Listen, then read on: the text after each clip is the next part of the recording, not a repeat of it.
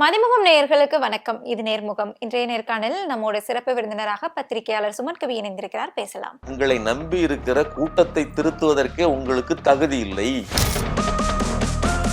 நீங்க கிச கொடுத்து ஏமாத்திடுறீங்க. யாரை ஏமாத்துறீங்க? விஜய் வந்து இந்த தேர்தல் அரசியலுக்கு லாயக்கற்ற ஒரு நபர். பெண்களுக்கு பாதுகாப்பு சொல்லுங்க. உங்க கூட்டத்துக்கு வந்த பெண்களுக்கே பாதுகாப்பு இல்லையே.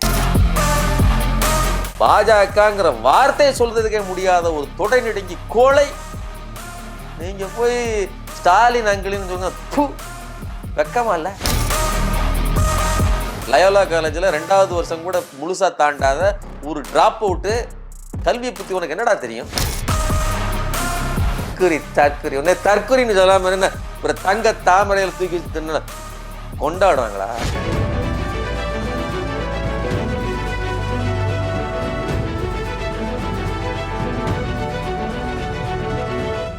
டயா பூஸ்டர் சுகரை கண்ட்ரோல் பண்ணும், உங்க ஆரோக்கியத்தை மீட்டு தரும். சர்க்கரையை கட்டுப்படுத்துறதுக்கான எளிமையான வழிமுறை, இயற்கையான வழிமுறை. அனைத்து மருந்து கடைகளிலும் கிடைக்கும். நீங்க சொன்ன மாதிரி 207 பள்ளிகள் வந்து மூடப்பட்டிருக்கதா அவங்க சொல்றாங்களே. உங்களை மாதிரி இந்த சமூகத்துக்கு இந்த மக்களுக்கு துளியும் பயனற்ற உங்களை மாதிரி நபர்களாலதான் பிரச்சனைங்கிறேன். திராவிட மாடல் அரசு திட்டமிட்டு பள்ளி பசங்களை வளர்க்குது. வெளிநாடுகளுக்கு போய் படிக்க விரும்புகிற தகுதி தரமுள்ள பிள்ளைகளுக்கு ஸ்பான்சர் பண்ணி அனுப்பிட்டு இருக்குது. நான் முதல்வன் திட்டத்தின் மூலமா திட்டமிட்டு நடக்குது. இன்னும் வேடிக்கை என்னன்னா, ஒரு பொண்ணு, அவங்க சவர தொழிலாளியின் பொண்ணு, அவங்க வியட்நாமில் படிக்கிறாங்க, மிகப்பெரிய யூனிவர்சிட்டி. அந்த யூனிவர்சிட்டியில லேசிக்கல இடம் கிடைக்காது. அங்க போயிட்டு வரேன்னா கூட இவங்க கனவுலையும் நினைக்க முடியாது. நிலவலத்தை வித்தா கூட வாய்ப்பு கிடையாது. மொத்த கடையும் வித்தா கூட தமிழ்நாடு அரசு அந்த பொண்ணு போடுகிற சட்டையில இருந்து எல்லாத்துக்கும் போய்க்கு வர்றதுக்கு எல்லாத்துக்கும் செலவு பண்றாங்க. இன்னைக்கு அந்த தொழிலாளி பெருமையா நினைக்கிறாரு, அவ்வளவு கண்ணீர் சிந்துறாரு. இதெல்லாம் தானே நாங்க சொல்றோம். இதுதான் திராவிட மாடல். அந்த வார்த்தையே வரமாட்டாங்க. திராவிட மாடலா நீங்க சொல்லும் போது வந்துட்டு விஜய் மாதிரி ஆட்கள் வந்து திட்டமிட்டதுனாலதான் அந்த பள்ளிகள் வந்து மூடப்பட்டது அப்படிங்கிற மாதிரி சொன்னீங்க. என்ன திட்டமிட்டாங்க? எதனால? இல்ல, நான் என்ன, நீங்க நல்லா பாருங்க. விஜய் கூட்டத்துக்கு ஒரு பொண்ணு வருது, காலேஜ் எக்ஸாமுக்கு நான் இன்னைக்கு போகலங்க. நான் இன்னைக்கு எக்ஸாம் இன்னைக்கு விட்டா என்னைக்கு வேணாலும் எழுதிக்கலாம். என் என்னுடைய தலைவர் தளபதியை பார்க்கறதுக்கு இன்னைக்கு விட்டா என்னைக்குமே முடியாதுன்னு சொல்லி பேட்டி கொடுக்குது. நான் என்ன கேட்கிறேன், இதுதானே தற்கூரித்தனம். இந்த தற்கூரித்தனத்தை அடையாளம் கண்டு இப்படி இருக்கக்கூடாதுன்னு சொல்லி பயிற்றுவிக்கிறது தான் அரசியல். நீங்க ஒருவேளை திரைப்படத்துல இருந்தீங்க, இந்த மாச காசாக்குனீங்க, அது முடிஞ்சு போச்சு. இன்னைக்கு நீங்க பொறுப்புள்ள அரசியல்வாதியா இருக்கணும். இப்பெல்லாம் வரக்கூடாதுங்கிறத முன்கூட்டியே இது பண்ணணும் இல்லையா? அது சொல்றாங்களே, குழந்தைகள் வந்து வரக்கூடாது அப்படிங்கறத அவங்க தெளிவா சொல்றாங்களே அவங்களோட ப்ரொபகண்டால. அதெல்லாம் இப்ப நான் என்ன கேட்கறேன்னா, உங்களை நம்பி இருக்கிற கூட்டத்தை திருத்துவதற்கே உங்களுக்கு தகுதி இல்லை. உங்க பேச்சை கேட்கல, நீங்க சொல்றீங்க கேட்கல, அப்போ உங்க பேச்சுக்கு மரியாதை இல்லை, அப்படித்தானே அர்த்தம். ஆனா அரசு என்ன பண்ணுது? திட்டம் வகுக்கிறது. திட்டம்னா என்ன? இத்தனை வயதுக்கு முதிர்ந்த முன்னாடி உள்ளவர்கள் இங்க வரக்கூடாதுன்னு சொல்ல வேண்டியதானே. நான் கேட்கறேன், காலேஜ் படிக்கிறியா, இன்னைக்கு எக்ஸாம் நடக்குதா, இவங்க எல்லாம் வரக்கூடாது, அறிவிப்பு கொடுக்க வேண்டியதானே. உள்ளே அனுமதியே கிடையாது. நம்ம வாலண்டியர்ஸ் இருப்பாங்க, சரிங்களா? அவங்க எல்லாம் இளைஞர்கள்னா அவங்க படிச்சு முடிச்சவங்களா இருப்பாங்க, 21 வயசுக்கு மேல உள்ள இருப்பாங்க. எல்லாரும் யார் குழந்தைங்கள்லாம் வரக்கூடாது. நிறுத்த முடியாதானே? ஆர்கனைஸ் பண்ண முடியாதானே? ஏங்க, நீங்க 35,000 பேருக்கு தான் அனுமதி வாங்கியிருந்தீங்க இந்த கூட்டத்துக்கு. அதுதான் கூட்டம். அதை விட கொஞ்சம் எக்ஸ்ட்ரா வந்திருக்கலாம் கூட்டத்துக்கு. இங்க 5,000 பேருக்கு தான் இது அனுமதி வாங்கியிருந்தீங்க. சீட்டு 2 பேர் ஒரு ஆளுக்கு. ஆமா, புதுச்சேரியில 5,000 பேருக்கு தான். ஒரு ஆளு ஒரு சீட்டை 2 பேர் வச்சுக்கிட்டு வந்தாங்க. என்ட்ரி பர்சன் சொல்றதுதான் பிரச்சனை வந்துச்சு. ஈசா சிங் கத்துனாங்க. ஆனா 1,30,000 இளைஞர்களை கூப்பிட்டு கூட்டம் நடத்துறாரு உதயநிதி. இல்ல, அது இளைஞர்களா நிர்வாகிகள், அதுல வித்தியாசம் வேணும்ல. நிர்வாகிங்கிறது என்னங்க? பொறுப்பை கொடுத்து நிர்வாகத்துக்கு உள்ள உட்படுத்து தானே நிர்வாகிங்கிறவன். அவன் இளைஞர் தானே. புரியுதா உங்களுக்கு? 1,30,000 பேரும் கட்சியை சேர்ந்தவர்கள், பொறுப்புள்ளவர்கள். நான் என்ன கேட்கிறேன், நீங்க என்ன சொன்னீங்க? நான் எங்களுடைய கூட்டத்துக்கு 10,000 நிர்வாகிகள் வருவார்கள் தான் நாங்க கேட்டிருந்தோம், மத்தவங்களெல்லாம் நாங்க கணக்குல சேர்க்கலன்னு சொன்னீங்க. இது எவ்வளவு பெரிய அபத்தமானது. இது யாரு சொன்னது? அப்படி சொல்லலையே. 10,000 நிர்வாகிகளும் 25,000 பொதுமக்களும் வருவாங்க, மொத்தமா 35,000 அப்படின்னு தானே சொன்னாங்க. எப்போ செங்கோட்டையன் அவர்கள் செய்தியாளர்கள் சந்திப்புல சொல்லும்போது இந்த இதை சொல்றீங்க, ஈரோட்டை சொல்றீங்க. ஆதவ அர்ஜுனா பேட்டியின் போது ஸ்டாம்பைடு நடந்த கரூர் விவகாரத்தை பத்தி பேசும்போது 10,000 நிர்வாகிகள் வருவார்கள் தான் நாங்க அனுமதி கேட்டோமே தவிர மத்தது கேட்கலன்னு சொன்னாப்ல. சரிங்களா? சரி 10,000 நிர்வாகிகளே வந்திருந்தா கூட நிர்வாகிகள்ங்கிறவங்க பொறுப்புள்ளவர்கள், மற்றவர்கள் பொறுப்பற்றவர்கள் தானே. 10,000 பேரும் சேர்ந்து களத்துல நின்று அவர்களை நீங்க பாதுகாத்திருக்கணும்ல. செத்ததுக்கு அப்புறம் ஒரு நிர்வாகி இல்லையப்பா. நான் என்ன சொல்றேன், உங்க கூட்டத்துக்கு பொறுப்பு இல்லைங்கிறது மட்டும் இல்ல, உங்களுக்கே இல்லை. அது கரூர்லயும் தெரியுது, இங்க வரலும் தெரியுது. நீங்க கிஸ்ஸ கொடுத்து ஏமாத்திட்டு இருக்கீங்க. யாரை ஏமாத்துறீங்க? நான் தான் சொல்றேன், இளைஞர்கள் எல்லோரும் மூர்க்கமானவர்கள் அல்ல. விஜயை பார்க்க வருகிற கூட்டமும் மட்டுமே மூளை கலற்றி வைக்கப்பட்ட மூர்க்கமான ஒரு கூட்டமாக திட்டமிட்டு விஜயால் வடிவமைக்கப்பட்டது. 2010-20 வாக்குல ஐடி ரெய்டு வருது விஜய்க்கு. உடனே இவர் வந்து நெய்வேலியில மாஸ்டர் படம் நினைக்கிறேன், எந்த படம் தெரியல, ஷூட்டிங் நடந்துகிட்டு இருக்குது. ஒரு பஸ் மேல ஏறி நின்று இப்படி போட்டோ எடுக்கிறாரு. இந்த கூட்டத்தெல்லாம் காமிக்கிறாரு. இப்பதியா எனக்கு எவ்வளவு கூட்டம் இருக்கு. இந்த கூட்டத்துல கூட எடுத்திருந்தாங்க அதே மாதிரி ஒரு செல்ஃபி. என்ன அதாவது என்னன்னா, அது அன்றைக்கு ஆளுகிறக்கு மத்தியிலோ அல்லது மாநிலத்துல யார் ஆளுகிறவர்களுக்கு செய்தி சொல்றது. எனக்கு கூட்டம் எவ்வளவு இருக்கு. இப்ப வரல என்ன பேசிட்டு இருக்கீங்க? ஆதவ அர்ஜுனா பேசினாலும் அல்லது இப்ப புதுசா சேர்ந்திருக்கிற நாஞ்சில் சம்பத்து பேசினாலும் அது தன்னெழுச்சியாக வருகிற கூட்டம். தன்னெழுச்சியாக எந்தது இருந்தாலும் சரி, தன்னிச்சையாக இந்த உலகத்துல எதுவும் செய்ய முடியாது. ஆர்கனைஸ் தான். அப்ப ஆர்கனைஸ் பண்றதுக்கான தகுதி இருந்துன்னா அந்த கூட்டத்தை வடிவமைத்திருக்க முடியும். நீங்க வடிவமைக்கல. அப்போ படிப்பை பற்றி தான் பேசிட்டு இருக்கிறோம். படிப்பு, அந்த படிப்பை விட்டுட்டு அந்த குழந்தை வந்ததுங்கிறது எவ்வளவு பெரிய அவலம். அதுக்கு காரணம் நீங்க. ஆனா அதே இது ஆர்கனைஸா நான் முதல்வன் திட்டத்தின் மூலமாக பல்வேறு குழந்தைகளை படிக்க வைத்து உயரத்துக்கு வர வைக்கிறாங்க. அதனாலதான் நீங்க வந்து கல்வியில் சிறந்த தமிழ்நாடுங்கிறத தெலுங்கானா முதல் மந்திரி ரேவந்த் ரெட்டியை கூட்டிட்டு வந்து அது நடந்து 2 நாள் தான் இருக்கும். கல்வியில் சிறந்த தமிழ்நாடுன்னு நாமெல்லாம் புலகாங்கிதம் அடைந்த அந்த புள்ளிகள்லாம், நாங்க இந்த புள்ளிகள் எப்படி கஷ்டப்பட்டு படிக்க வச்சோன்னு அந்த அம்மாக்கள் சொல்ற கதைகளையும் அந்த அனுபவங்களையும், அந்த குழந்தைங்க வெளிநாட்டுல போய் படிச்ச அந்த அனுபவங்களையும், அதுல ஒரு டீச்சர் சொல்றாங்க, அது ரொம்ப முக்கியமான ஒரு செய்தி. என்னன்னா, நாங்க வந்து அதாவது இந்த பிளானை டிசைன் பண்ணவங்க சொல்றாங்க, நாங்க பிள்ளைங்களை தேர்ந்தெடுத்து வெளிநாடுகளுக்கு அனுப்பி வச்சோம். இவங்கெல்லாம் இந்த யூனிவர்சிட்டியில படிக்கணும்னு ஆசைப்படுறாங்க, இதுக்கு இவ்வளவு செலவாகும், இதுக்கு நாம இன்வெஸ்ட் பண்றோம் அப்படின்னு சொல்லி திட்டமிட்டோம். அவங்க எங்களுக்கு நாங்க நினைக்காத ஒன்று நடந்தது. என்னன்னா, போனவங்க எல்லாம் ரொம்ப ஹைஜீனிக்கா, ரொம்ப அறிவு கூர்மை உடையவர்கள். அவர்கள் எல்லாம் அங்க போய் படிச்சுட்டு முதல் மார்க் எடுத்தாங்க. கேம்பஸ்ல அங்கேயே செலக்ட் ஆனாங்க. அங்கேயே 15 லட்சம் 10 லட்சம் சம்பளத்துக்கு உடனடியாக, அதாவது மாதம் 10 லட்சம் 15 லட்சம் சம்பளத்துக்கு உடனடியாக தேர்ந்தெடுக்கப்பட்டாங்க. வரும்போது அவங்க வேலையோடு வந்தாங்க. எங்களுக்கு ஆச்சரியமா இருந்ததுங்கிறாங்க. எவ்வளவு பெரிய மாற்றம் இது. இதுதானே ஒரு அரசு செய்ய வேண்டிய. ஒரு அரசு விதைக்குது, இது செடி இவ்வளவு வளரும், அது கற்பனை பண்ணுது, அது பார்த்தா பெரிய மரமா வந்து நிக்குது. அப்படிப்பட்ட பெரிய மிராக்களை நடத்துறது தானே அந்த நிகழ்ச்சி. அந்த நிகழ்ச்சி நடந்த 2வது நாளே இவ்வளவு பெரிய களங்கத்தை நீங்க இந்த இந்தியாவுக்கு தேடி கொடுத்துட்டீங்களே. நான் என்ன சொல்றேன், கல்வியில் சிறந்த தமிழ்நாடுன்னு மக்களுக்கு சொல்லிட்டு இருக்கும் போதே இங்கோடி இப்படி தற்குறிகளாக வந்து செத்து தொலைஞ்சிருக்காங்க அப்படின்னு சொன்னா இதை நம்ம என்னன்னு சொல்றது? இது வெறுமனே தற்குறிகளால் நிகழ்ந்தது மட்டும் இல்லை, இந்த சமூகத்தின் ஒரு பகுதியை தற்குறிகளாக வைத்து இப்படி ஒரு ஸ்டாம்பேடை உருவாக்கி நமக்கு நாமே, ஒரு குடும்பத்திலேயே ஒரு பையன் குடிச்சிட்டு நாசமா போறது மாதிரி, ஒரு பையன் ஃபர்ஸ்ட் ரேங்க் எடுத்து மேல வர்ற மாதிரி ஒரே டைமிங்ல நடக்குது. அந்த அசிங்கத்துக்கும் அந்த கேவலத்துக்கும் நீங்க தானே காரணம். நான் என்ன கேட்கிறேன், இதுக்கு ஆட்சி அமைக்கணும்னு அவசியம் கிடையாது, இதுக்கு அதிகாரம் கையில வேணும்னு அவசியம் கிடையாது. ஏன் அகரம் ஃபவுண்டேஷன் வச்சு சூர்யா கொட்டி கொடுக்கிறாரு மக்களுக்கு? அப்படி ஏதாவது ஒண்ணு உண்டா? என்ன மீனவர் பிரச்சனைக்கு எல்லாரும் பணம் கொடுங்க அப்படின்னு சொல்லி சொல்லும்போது விடுதலை சிறுத்தைகள் 50,000 கொடுக்குது, ஒவ்வொருத்தரும் ஒவ்வொரு பணம் கொடுக்குறாங்க. இந்த நடிகர்கள் சங்கம் சேர்ந்துதான் அந்த இதை ஆர்கனைஸ் பண்றாங்க. விஜய் சார்பாக 500 ரூபாய் தமிழ் இனத்துக்காகவும் தமிழ் மக்களுக்காகவும் மக்கள் பிரச்சனைக்காக கொடுத்தது 500 ரூபாய். மொய்.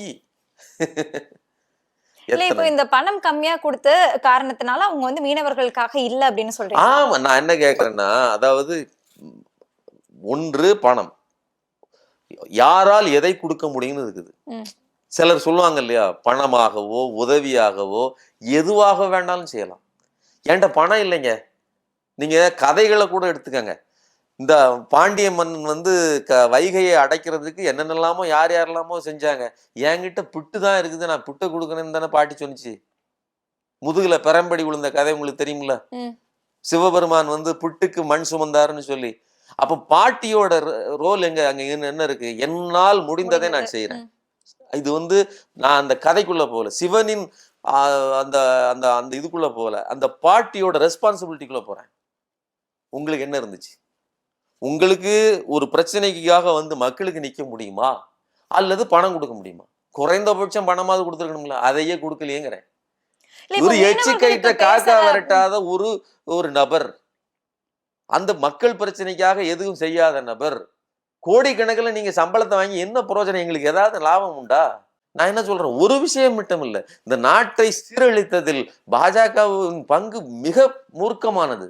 இந்த மக்களை இன்னைக்கு வரலும் SIRனு போட்டு துன்புறுத்திக்கிட்டு இருக்குதே. என்ன சொல்றது, 5-6.5 கோடி மக்கள்ல 1 கோடி பேர் அப்படியே நீக்கிருச்ச. 97,37,000 பேர் காணாமல் போயிட்டாங்களே. நீங்க சென்னையில 14 லட்சம் பேர் நீக்கியிருக்காங்க. அதுல ஒரு 1.5 லட்சம் பேர் தான் வந்து இறந்து போனதா சொல்றாங்க. மிச்சம் இருக்கிற 12 லட்சம் பேர், 13 லட்சம் பேர் இடம்பெயர்ந்தவர்கள் சொல்றாங்க. அப்படி எத்தனை பேர் இடம்பெயர்ந்தாங்க? எதுக்கு சொல்றேன்னா, இப்படி இன்னைக்கு அத்தனை பேரும் 12 லட்சத்துக்கு மேல சென்னையில மட்டுமே வாக்கிழந்து வழியிழந்து இந்த நாட்டின் மக்கள்ங்கிற உரிமையே இழந்தெல்லாம் நிக்கிறாங்க. இதை பற்றியெல்லாம் பேசுறதுக்கு, அமித்ஷாவை பற்றி பேசுவதற்கு, மோடியை பற்றி பேசுறதுக்கு வார்த்தை இல்லைன்னா, இவர்களெல்லாம் களத்தில் இல்லைன்னு பேசுறதுக்கு உனக்கு கொஞ்சமாவது மனசாட்சி வேண்டாமா? எவ்வளவு பெரிய அதாவது கண்ணை மூடிட்டு பேசுறது. நான் அதான் சொல்றேன், தயவு செஞ்சு விஜய் வந்து இந்த தேர்தல் அரசியலுக்கு லாயக்கற்ற ஒரு நபர், துளி அளவு கூட தகுதியற்றவர் அப்படிங்கிற கருத்து. நீங்க அமித்ஷா பாஜகவை பத்தி பேசலன்னு சொல்றீங்க. அதே மாதிரி நம்ம இதுக்கு முன்னாடி பேசும்போது பேசியிருந்தோம், பெரியாரை பத்தி பேசியிருந்தாருன்னு சொல்லிட்டு. இது எல்லாமே கம்பைன் பண்ணி அவர் என்ன சொல்றாருன்னா, தனக்கு என்ன தேவையோ அதை மட்டும் அவர் எடுத்துக்கிறேன் அப்படிங்கிற மாதிரி சொல்றாரு. அதான் பேச முடியாது பாஸ். தேவையான மட்டும் என்ன தேவை உங்களுக்கு? பெரியாரோட கொள்கைகள்லயுமே அவங்களுக்கு என்ன தேவையோ அதை மட்டும் எடுத்துக்குவோம். நான் என்ன கேட்கிறேன், உங்க கணக்குப்படி வச்சுக்கோ.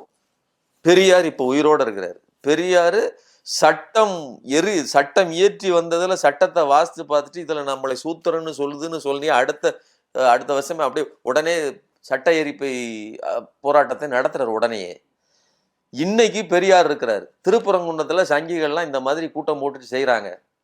திமுக அரசு இப்போ வரலும் அதை எதிர்த்துக்கிட்டு இருக்குது. GR சாமிநாதன் என்ன சொல்றாரு, நான் வழங்கி எந்த தீர்ப்புக்கும் எதுவுமே நடக்கல, எதையுமே இவர்கள் அடிமணியவில்லை, எதையுமே கேட்கல, எல்லாமே கண்டம் தாப்த கோட்டுங்கிறாரு. எல்லா அரசு என்னுடைய பேச்சுக்கு துளி அளவு மதிப்பு கொடுக்கல. நான் என்ன சொல்றேன், மதிப்பு கொடுக்காது. எப்படி கொடுக்கும்? இந்த நாட்டில் ஒரு கலவரத்தை தூண்ட வேண்டும்ங்கிற நோக்கத்தோடு ஒரு தீர்ப்பு கொடுக்கப்பட்டிருந்ததா இருந்தால் அதை எப்படி ஒரு அரசு ஏற்றுக்கொள்ளும்? அது எப்படி கொடுக்கும்? அப்போ அவ்வளவு வலுவாக ஆட்சி இருக்குமா? ஆட்சி வலு போடுதுங்க. ஆட்சியில் இருக்கிறவருக்கு நான் என்ன கேட்கிறேன், பொறுப்பற்று ரோட்ல நின்று பேசுறவங்க எனக்கு ஏதாவது உண்டா? என் மேல நீங்க நடவடிக்கை வேணா எடுக்கலாம், எனக்கு என்ன இருக்குது? ஒண்ணும் கிடையாது. ஆனா ஸ்டாலின் இழப்பதற்கு என்ன இருக்கு? எனக்கு இழப்பதற்கு எதுவும் இல்லை. ஸ்டாலின் கையில ஆட்சி இருக்குது. நீங்க நாளைக்கு நினைச்சீங்க அப்படின்னு சொன்னா பாஜக ஒன்றிய அரசு இதெல்லாம் செஞ்சிருக்காங்க, இதெல்லாம் வச்சுட்டு எதை வேணாலும் செய்யலாம். திமுக அரசு GR சுவாமிநாதன் மேல இம்பீச்மெண்ட் கொண்டு வரணும்னு சொல்றாங்க. GR சுவாமிநாதன் அங்க போய் என்ன சொல்லுவாரு, திமுக அரச கலைஞன்னு சொல்லுவாங்க. இப்பெல்லாம் பார்ப்போனா சனாதன கூட்டம் என்ன சொல்லும், நீதிபதி சனாதனத்தை காக்க வேண்டிய காவல் தெய்வத்தை அவர் பேச்சை காக்காத அரசை தூக்கி எறிங்கன்னு சொன்னாலும் சொல்லுவாங்களா சொல்ல மாட்டாங்களா? எல்லாம் நடக்கும். அதை கூட பொருட்படுத்தாமல் அதை பணைய வச்சு விளையாண்டாரு. இன்னைக்கு எல்லாரும் வந்து நிக்கிறாங்க, எல்லாத்தையும் தூக்கி உள்ள போடு. எவ்வளவு பெரிய கட்ஸ், எவ்வளவு பெரிய ஆளுமை நிறைந்த ஒரு முடிவு. தன் ஒரு பக்கம் ஒரு நீதிபதியின் ஆணை, இன்னொரு பக்கம் என்னுடைய மொத்த மக்கள் கொடுத்த வாக்கு, மக்கள் கொடுத்த அதிகாரம் தான் தூக்கி வை. விளையாட முடியுமா உங்களால? அதைத்தான் சொல்றேன். ஒரு CBI கேஸ், ஒரு IT ரெய்டு போதும் உங்களுக்கு. பாஜகங்கிற வார்த்தையை சொல்றதுக்கே முடியாத ஒரு தொடை நெடுங்கி கோளை நீங்க போய் ஸ்டாலின் அங்கிள்னு சொல்லுங்க. வெக்கமா இல்ல? தற்குறி உன்னை தற்குறின்னு சொல்லாம என்ன அப்புறம் தங்க தாமரையில தூக்கி வச்சு தின்னு கொண்டாடுவாங்களா? நம்ம திரும்ப திரும்ப தற்குறி அப்படின்னு சொல்லிட்டே இருக்கோம். இவங்களை வந்து கட்டுப்படுத்துறதுக்காக, இவங்களை ஆர்கனைஸ் பண்றதுக்காக தான் செங்கோட்டையன் அவர்கள் உள்ள வந்திருக்காரு. இப்போ இந்த கூட்டம் வந்து சரியாதான் நடந்து முடிஞ்சிருக்கு. இது நாங்க தற்குறி இல்ல அப்படிங்கிறதுக்கு இந்த கூட்டம் ஒரு உதாரணம் அப்படின்னு சொல்றாங்களே. நாதஸ் திருந்திட்டான், யார் யார் சொன்னா அவனே சொல்றான் அப்படிங்கிற மாதிரிதான் இருக்குது. யாரு வந்திருக்கிறா? அண்ணன் வந்திருக்காங்க. என்னத்த இவரே, நான் தான் சொல்றேன், வாச்சாத்தி சம்பவத்தில் செங்கோட்டையன் பங்கு என்ன? சந்தனமர கடத்தல் கட்டைகளை வீரப்பன் கடத்தினான், சரி. அந்த காலகட்டத்தில் கடத்தப்பட்ட மரங்கள் எங்கே சென்றது? யார் வீட்டில் கட்டிலாக கிடந்தது? அதற்கு வனத்துறை அமைச்சராக இருந்த தனிப்பட்ட வாழ்க்கை அவர் இதுக்கு முன்னாடி இருந்த ஆட்சியில செஞ்ச அந்த தவறுகள் அது. இப்போ வந்திருக்கும் போது அவரோட அனுபவத்தை மட்டும்தான் நாங்க பெண்களுக்கு பாதுகாப்புன்னு சொல்றீங்க, பெண்களுக்கு பாதுகாப்புன்னு சொல்றீங்க. உங்க கூட்டத்துக்கு வந்த பெண்களுக்கே பாதுகாப்பு இல்லையே. எத்தனை பெண்கள் அன்னைக்கு வெறுமனே நெருக்கத்தை மத்தியும் மட்டும் பேசணும். இந்த 41 பேர் செத்த இடத்துல நெருக்கத்தில் மூச்சு திணறி இதெல்லாம் தாண்டி பாலியல் துன்புறுத்தலுக்கு ஆளான பெண்கள் எத்தனை பேரு? அதனாலதான் இந்த கூட்டத்துல தனியா பெண்களுக்காக ஆர்கனைஸ் செய்யப்பட்டிருக்கு ஒரு ஸ்பேஸ். அவங்களுக்கு இதெல்லாம் நீங்க முதல்ல செய்யணும். நான் என்ன கேக்குறேன், நீங்க இன்னும் ஆட்சிக்கே வரலைங்க. அதிகாரத்தின் சுவையை துளியோண்டி கூட சுவைக்கல. ரசிக போதையில மட்டும்தான் இருக்கீங்க. ரசிகர்கள் ஏற்றுகிற ஆரவார போதையில மட்டும்தான் இருக்கிறீங்க. நீங்க இந்த கூட்டத்தை நிர்வகிக்க முடியவில்லை என்றால் இந்த நாட்டின் மக்களை, பிரச்சனைகளை எப்படி எதிர்கொள்வீர்கள்? பிரச்சனைகள் வரும்போது அதற்காக துளியளவு கூட குரல் கொடுக்கவில்லை என்றால், நான் சொன்னேன் இல்லையா, பெரியார் இருந்திருந்து, இதே விஜய் இருந்திருந்து, விஜய் இதே மாதிரி வாய் மூடி மௌனியாக இந்த திருப்பரங்குன்ற விவகாரத்துல இருந்திருந்தால் பெரியார் என்ன மாதிரியான எதிர்வினையை ஆற்றியிருப்பார்? பெரியாரை என் கொள்கை தலைவர்னு முதல்ல உன்னால சொல்ல முடியுமா? பெரியாரினுடைய இயக்கம் எப்படிப்பட்டதா இருந்திருக்கும்? ஏன்னா ராமனை செருப்பால் அடிச்சுட்டாங்க அப்படின்னு சொல்லி கொந்தளிச்ச கூட்டம் இல்லையா இது? என்ன, அதனால சமரசமற்ற பெரியாரையும், வாய் திறக்க கூட அஞ்சி நடுங்குகிற ஒரு தொடை நடுங்கி கோளையும், ஒரு மா வீரனையும், ஒரு 1 நம்பர் கோளை சுட்டி காட்டுவது என்பது கேவலம். வரலாற்றில் நடந்த ஒரு மிகப்பெரிய கேவலம் நான் சொல்றேன். நீங்க பேசுறது எல்லாமே கொள்கை ரீதியா பேசியிருக்கீங்க. ஆனா இப்ப அவங்களுக்கு இருக்கக்கூடிய அந்த கூட்டம் இருக்கு இல்லையா, அது வந்து பெரும்பான்மையான ஆதரவு கொடுத்திருக்காங்க. கொங்கு மண்டலத்துல வந்து மிகப்பெரிய ஆதரவு தாவேக்காவுக்கு இருக்குது. இது வந்து தாவேக்காவுடைய ஒரு எழுச்சியா பார்க்கலாமா? அதாவது எந்த அடிப்படையில் இந்த கூட்டம் அவர்களுக்கு பெரிய ஆதரவை கொடுத்ததுன்னு சொல்றீங்க? வெறுமனே கண்ணால் பார்ப்பதால் சொல்றீங்களா? நான் என்ன சொல்றேன் அப்படின்னு சொன்னோம்னா, கூட்டம் கூடுகிறதே ஒரு பெரிய ஆதரவு தானே. கூட்டம் கூடுதுன்னு நான் ஏற்கனவே பல இடங்களில் பதிவு செய்தது. ஒரு பிரபல்யம் வந்தால் அவர்களை பார்ப்பதற்கு கூட்டம் வரும். அது அரசியல் கூட்டம் அல்ல. ஒரு கூட்டத்திற்கு பேரே, அதாவது கேரளாவில் இருக்கிறவர்கள்லாம் அறிவுஜீவிகள், அவர்கள்லாம் படித்தவர்கள், மெத்த படித்தவர்கள், அவர்கள் உணர்ச்சி வசப்பட மாட்டாங்க. தன் பக்கத்துல super star, Kerala super star Mammootty போனா கூட ரொம்ப யதார்த்தமா பார்ப்பாங்கன்னு சொல்லுகிற அந்த ஊர்லயே சன்னி லியோன் ஒரு ஜுவல்லரியை திறக்க வைக்கிறதுக்கு வந்த போது அவ்வளோ பெரிய கூட்டம், 2 லட்சத்துக்கு மேலான கூட்டம் கேரளாவிலேயே கூடி தெருவை நெருக்கிக்கிட்டு அவ்வளோ பிரச்சனையானுச்சு. அதுக்கு பேர் சன்னி லியோன் ஸ்ட்ரோம். அது ஒரு முறை நடக்கல, 2014லயோ 15லயோ ஒரு ட்ரிப் நடந்துச்சு. அதுக்கப்புறம் 23லயும் 2வது தடவையும் அதே ஸ்ட்ரோம். எப்படி வானிலையில காற்றழுத்த தாழ்வு நிலை வந்து ஒரு சூறாவளி வருதோ அதே மாதிரி சன்னி லியோன் சூறாவளி வரும்போது உள்ள கேரளாவில் அவ்வளவு பெரிய அழுத்தத்தை ஏற்படுத்தியது. அதே மாதிரி தானே அல்லு அர்ஜுனா வந்த போது நடந்துச்சு. அதே தானே விஜய், அஜித் வந்தாலும் அதான் நடக்கும், ரஜினி வந்தாலும் அதுதான் நடக்கும். அதெல்லாம் வாக்கு போடுமா? பினராயி விஜயனுக்கோ அல்லது வேற யாருக்கோ, காங்கிரஸ் தலைவர்களுக்கோ, இன்னைக்கு காங்கிரஸ் வலுவா இருக்குது, காங்கிரஸுக்கோ அவங்களுக்கு ஓட்டு போடுவாங்களா? சன்னி லியோனுக்கு ஓட்டு போடுவாங்களா கேரளா மக்கள்? அப்படித்தானே நாங்க ஓட்டு போடுவோங்கிறத அவங்க பதிவு பண்ணிட்டே இருக்காங்களே. அது போடுவாங்க. யாருன்னா அது ரொம்ப ஒரு லீஸ்ட் மைனாரிட்டி. ஒரு ஊருக்கு 2 பேரோ 3 பேரோ சித்த சுவாதீனம் இல்லாமல் வெறுமனே இந்த திரை கவர்ச்சியை மட்டும் பார்த்து மயங்கக்கூடிய நபர்கள் இருப்பாங்க. ஊர்ல ஒருத்தன் கஞ்சா அடிக்கிறது இல்லையா, ஊர்ல ஒரு 4 பேர் போதை பழக்கத்துல அடிக்டா இருக்கிறது இல்லையா, அதே மாதிரி விஜய் அடிக்ட் ஒரு 4 பேர் இருப்பாங்க. ஆனா ஒன்று மட்டும் உறுதி, விஜய்க்கு எப்படி ஒரு அடிக்ட் ஒரு ரசிகன் இருக்கிறானோ அதே மாதிரி விஜயை எதிர்க்கக்கூடிய அஜித் ரசிகன் இருக்கிறான், ரஜினி ரசிகன் இருக்கிறான், ஏன் நான் விஜயை எதிர்க்கக்கூடியங்கிற வார்த்தையை நான் போல்டு பண்ணி அண்டர்லைன் பண்ணி சொல்றேன்னா, ரஜினி வரும்போது, ரஜினி நான் களத்துல இறங்கி நிக்கிறாங்கன்னு சொல்லும்போது, விஜய் தன்னுடைய ரசிகர் பட்டாளத்தை வைத்து ரஜினிக்கு எதிராக வேலை செய்தார். அவருடைய இன்டர்னல் இதில் ஃபுல்லா, அதாவது ரசிகர் மன்றத்துக்குள்ள அறிவிப்புகள் சென்றது, ரஜினியை எதிர்த்து நீங்க ட்விட்டு பண்ணுங்க, நீங்க ரஜினியை எதிர்த்து களமாடுங்கள், பிரச்சாரம் பண்ணுங்க, கேவலப்படுத்துங்க அப்படின்னு சொல்லி 2021 முன்னாடி அரசியலுக்கு அவர் வர 2019 வாக்குல அதையெல்லாம் அந்த சல்லித்தனமான வேலையெல்லாம் விஜய் செய்தார். சரிங்களா? ரஜினியினுடைய ஸ்டைல், ரஜினியுடைய கையசைப்பு, அவருடைய சட்டையை தூக்கி காலரை தூக்குறது, கண்ணாடி போடுறது, எல்லாத்தையும் ரஜினியை பார்த்து காப்பி அடித்து வளர்ந்த ஒரு டூப்ளிகேட்டு ரஜினியை அந்த மாதிரி இரண்டாம் தரமாக நடத்தியது யாரு? விஜய். அஜித்குமாருக்கும் அஜித் ரசிகர்களுக்கும் விஜய் ரசிகர்களுக்கும் நல்ல டேர்ம்ஸ் அண்ட் கண்டிஷன்ஸ் எப்பவுமே கிடையாது. சரிங்களா? அதனால யாரும் விஜய்க்கு ஒரு 10 பேர் ரசிகர் இருக்கிறான்னா, மொத்த ரசிகர்கள் 50 பேர்ல 10 பேர் விஜய்க்கு இருக்கிறான்னா 40 பேர் விஜய்க்கு எதிராக இருக்கிறான். இன்னைக்கு நீங்க என்ன சொல்றீங்க? வள்ளுவர் கோட்டத்துல என்ன எக்ஸிபிஷன் நடத்துறீங்களான்னு சொல்லி பராசக்தி படத்துல, அதாவது சிவகார்த்திகேயன் ரசிகர்களை நீங்க சீண்டி விடுறீங்க. இல்ல, இது திமுக பண்ணக்கூடிய ஒரு நரேட்டிவ் தானே. வள்ளுவர் கோட்டத்தை பேசிட்டாங்க அப்படிங்கறதுனால பராசக்தி லிங்க் பண்ணி. இல்ல, உண்மைதானே அது. நான் என்ன கேட்கிறேன், வள்ளுவர் கோட்டம் எவ்வளவு நெருக்கடிக்கு மத்தியில் அது திறக்கப்பட்டதுன்னு உங்களுக்கு தெரியுமா? வள்ளுவர் கோட்டத்தை கட்டி முடிச்சாரு கலைஞர். அவரு ஆட்சியில இருந்து, அதாவது கட்டி அதை திறக்கிற காலகட்டத்தில் அவர் ஆட்சியில இல்லை. 77க்கு பிறகு எலெக்ஷனுக்கு அப்புறம் திறக்கிறாங்க. திறக்கும்போது, அதாவது பார்த்து பார்த்து கட்டியது கலைஞர் செஞ்ச, அப்படி கலைஞர் கஷ்டப்பட்டு செஞ்சதையெல்லாம் அப்படி எதிரிகள் நாசமாக்குனது உண்டு. அதுதான் நமக்கு இந்த ஓமந்தூரார் மருத்துவமனையாக இருக்குது. அது ஜெயலலிதா ஆட்சி காலத்தில் அப்படி மாற்றப்பட்டது. அதே மாதிரி அவர் பார்த்து பார்த்து செதுக்கிய ஒரு கட்டிடம், அந்த என்ன சொல்றது, ஒரு அறிவு கோயிலா இருக்குது. நம்ம அந்த கோயில்ங்கிற வார்த்தையை நம்ம சொல்றது இல்லை, உண்மையிலேயே அறிவுக்கான அடையாளமா இருக்குது. எல்லோரும் கோயில்ல கடவுளுக்கு திருவிழா நடத்தும் போது கல்விக்கு அறிவு திருவிழா நடத்துறாங்க இவங்க. நீ எக்ஸிபிஷன் சொல்லி நக்கல் பண்ணிட்டு இருக்கிற.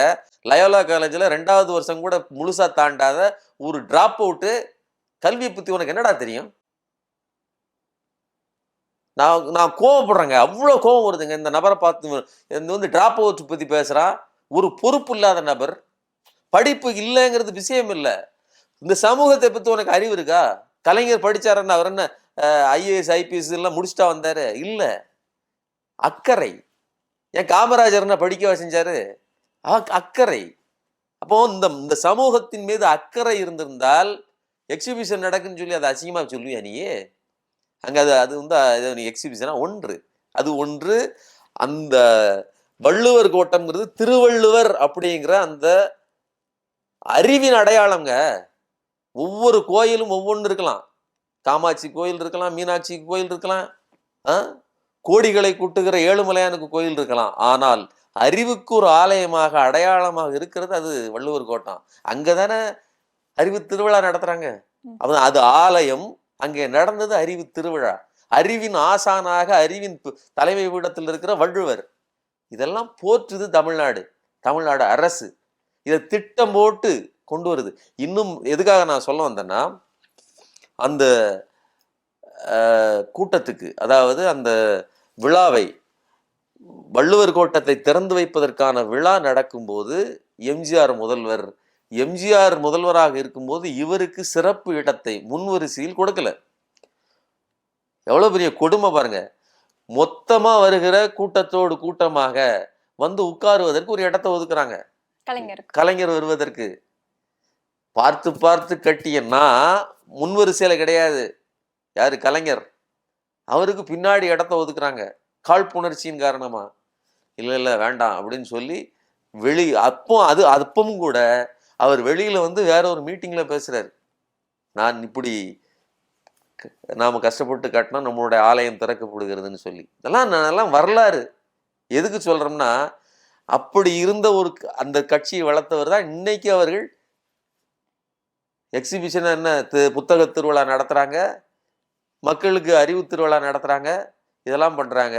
அது போக பராசக்திங்கிற பழைய படம், அது உலகையே புரட்டி போட்ட படம். மாபெரும் ஆற்றல் படைத்த ஒரு நடிப்பு சக்கரவர்த்தி நமக்கு வழங்கிய படம், மிகச்சிறந்த வசனம் உள்ள கலைஞரின் எழுத்துக்கள் பொன்னெழுத்துக்கள் பொறிக்கப்பட்ட படம், அதை நினைவுபடுத்துகிற ஒரு படம். அந்த படத்தோட அந்த பீரியாடிக் ஃபிலிமா அவங்க எடுக்கிறாங்க. அதோட அந்த படத்துல உள்ள பொருட்கள் இதுகளெல்லாம் வந்து எக்ஸ்போ பண்றாங்க. இதை நீங்க குறிப்பிடுறீங்க, ரெண்டையும் சேர்த்து. ரெண்டுமே தப்புங்கிறேன். நீங்க வள்ளுவர் கோட்டத்தை எந்த விதத்தில் இழிவுபடுத்தினாலும் தப்பு. இல்ல விஜய் வந்து எக்ஸிபிஷன் சொல்றது தப்பு அப்படின்னா, விஜய வந்து எக்ஸிபிஷன்ல வைக்கக்கூடிய அட்டை அப்படின்னு சொல்றதுமே ஒரு தப்பு தானே?